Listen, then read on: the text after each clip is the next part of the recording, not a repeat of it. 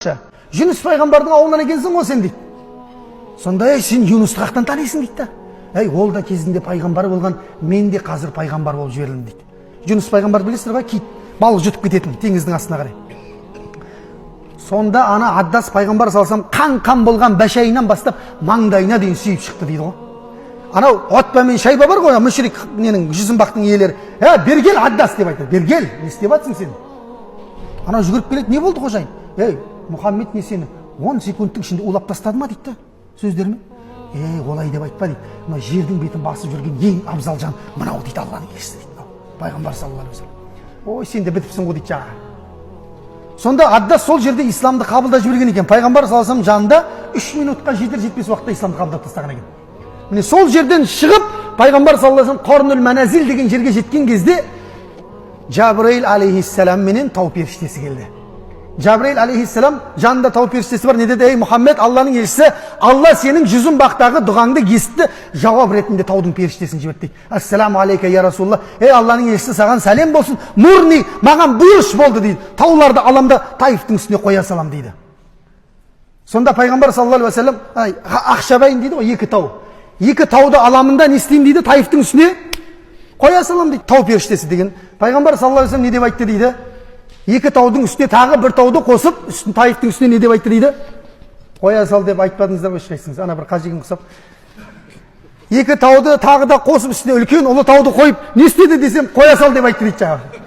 Таифта отыр едік қой, бір қажиген айтады. Мен айтам, қажеке, сіз ниетіңізді көрсетіп қойдыңыз, машалла. Ол сізбенен менің жүрегім деп жатырмын да, жының келген кезде ана істеп тастағың келеді да сол жерде бәрін. Жоқ, пайғамбар саллаллаху алейхи вассалам ондай емес. Не деді? Бара бер деді сен. Тау періштесіне айтты, бара бер деді.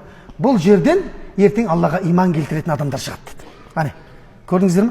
Көркем мінезбенен жүректің тазалығының нышаны пайғамбар саллаллаху алейхи уассалам болған. Көрдіңіздер ме?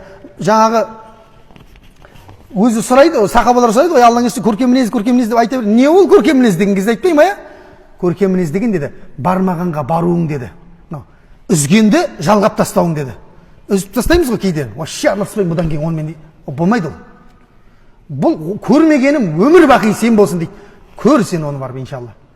Кімде кім үзсе дейді пайғамбар саллаллаху алейхи вассалам, Алла одан рахымын үзіп тастайды дейді.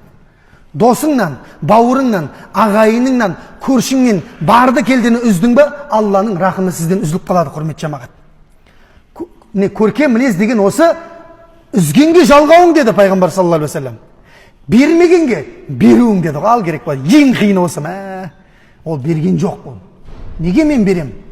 Бересің, өйткені пайғамбар берген солай. Мұсылмансың ба? Жүрегіңді тазалап жүрген пайғамбардың сүннетімен, пайғамбардың сүннетімен жүресің ба? Онда бересің сен. Көрдіңіз ба? Және не деді? Зұлымдық жасағанды кешіруің деді пайғамбар саллаллаху алейхи вассалам. Міне 3 сипат көркем мінездіктің шыңын көрсетеді. Кімде мына 3 сипат болса, ол иншалла пайғамбардың жанында, жәннатта дастарханда отырады. Қасында Омар бар, Абу Бәкір бар, ана пайғамбарлар бар. Барлығына Алланың рахымы болсын, разылығы болсын. Зұлымдық жасағандарды пайғамбар 4 километр бой ұрғандарды не істеді? Кешіріп жіберді ғой пайғамбар саллаллаху алейхи вассалам, дұрыс па? Міне солай кешіріп жібереді деді. Сондықтан зұлымдық жасағанды кешіру бұл мұсылманның ең ұлы сипаты. Кешіре алмай болмайды, кешіре алмаймын мен де. Кешіре алмаймын дедіңіз ба? Жүрегіңізде бірдеңе бар әлі. Әлі тәкаппарлықтың бір несі бар, ұшқындары бар әлі сіздің жүректе. Соны тазалап тастау керек, бүгін тазалау керек, ертеңге қалдырмау керек. Көрдіңіз ба? Өйткені ертең деген нәрсе болмайды. Ертеңде сіз, ертең бола береді, бірақ сіз болмай қалуыңыз мүмкін, дұрыс па? Сондықтан ғалымдар не дейді? Мут фариған дейді, бос өліп кет дейді, ішіңде ештеңе қалып кетпесін дейді. Бос өл дейді, ішіңдегі өкпе, наз, ренішіңнің барлығын тастап кет дейді, мына жаққа алып кетпе өзі. Бір келіп ғалымның сұрақ қойған сияқты, жердегі ең бай жер қай жақта десе айтады дейді. Ана парсы шығанағында деп айтады екен. Дубай, Кувейт, Катар, ол жерлерден мұнай шығады деп айтады екен да. Сондықтан бұлар әлемдегі бай точка деп айтады. Жоқ дейді ғалым. Тағы қай жер бай? Африка деп айтады дейді. Алмаз шығады дейді ояқтан. Алмаз ең құнды асыл тас. Жоқ дейді, таппадың дейді. Европа дейді, Европа, ана немен, саяхатпен, экономикамен алып кетті. Жоқ дейді. Болды ма, тойдыңдар ма дейді ғой, тойдық дейді. Жер бетіндегі ең бай жер қабірстан деп айтқан екен. Неге десе, өйткені ертең осындай нәрселерді жасаймын деген адамдар ол жерде жатыр дейді. Не бір идеялардың, не бір ойлар, не бір керемет іске жоспарлар, осы ертең бүйтем, мен ертең сөйтем деген адамдарға толып жатыр, өздерімен бірге кетіп қалды. Және олар өздерімен бірге жүкті де арқалап кетті деп айтады дейді. Қандай? Ішінде бүкіл нәрсені түйіп алып кетті дейді өзімен бірге. Көрдіңіз ба? Енді оларды біз қалай сау жүрек деп айтамыз дейді. Сондықтан жүректі бүгін кешке тазалаңыздар иншалла. Тазаланбай қатып қалып жатса, пайғамбарға салауат айтыңыздар иншалла. Ол да жүректі тазалайтын бір амалдардың біреуі. Понедельник, четверг ораза ұстаңыздар. Болмаса Қағбаға барып жатсаңыздар, Мультазам деген жер бар, сол жерге жабысып тұрып жылаңыздар. Меккеге барсаңыздар, сіздерге оңай лайфхактар айтып қойып жатырмын, жүректі жұмсартатын. Болмаса жетімдер үйіне барып, жетімдердің басын сипап тұрыңыздар.